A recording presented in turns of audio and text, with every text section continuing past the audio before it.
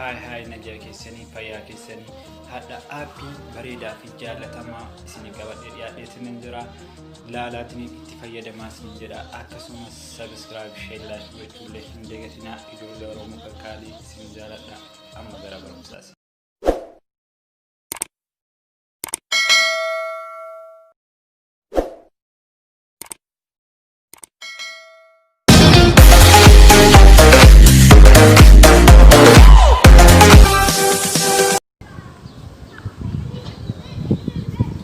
Hadda barumsa qabadhee isin dhiyaadheetiin jira aappii baay'ee jaalatamaa fi baay'ee barbaadamaa tokko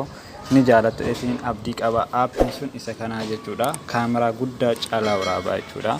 bifa adda ta'ee waraabaa akka isin barbaadan haala isin barbaadaniin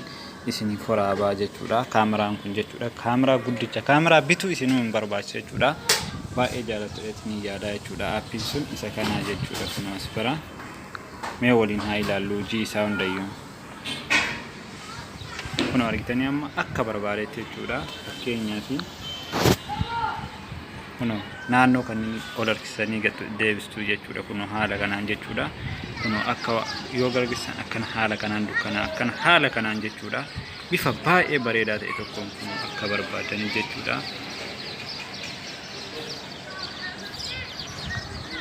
kun haala kanaan jechuudha kun bifa kana ta'een jechuudha akkanitti bareechuu argitanii kaameraa jechuudha lafa baay'ee tokko bareechsaa jechuudha akkasumas suuraa garagaraas ittiin ka'uu dandeessu kun akkanatti kan ol guddisanii akka barbaadan gochuu dandeessu jechuudha akkasumas immoo wantoonni kunniin hundi isaayyuu mataa isaa qabachuudha kunniin hundi isaayyuu asfiraatti kunniin hundinuu hojii garagaraa qaba kaameraa kana fayyadamaadha akkasuma immoo wannaa isaa jijjiirachuu barbaadan kun asfira tuttan video irraa gara kaameraa hidde kaameraa irraa immoo gara video hiddeebisuuf bakka kana tuttuu jechuudha haala kanaan haga barumsa biraatii walitti deebinuuf nagaa tura akkasumas subscribe share like gochuu hin dagatinaa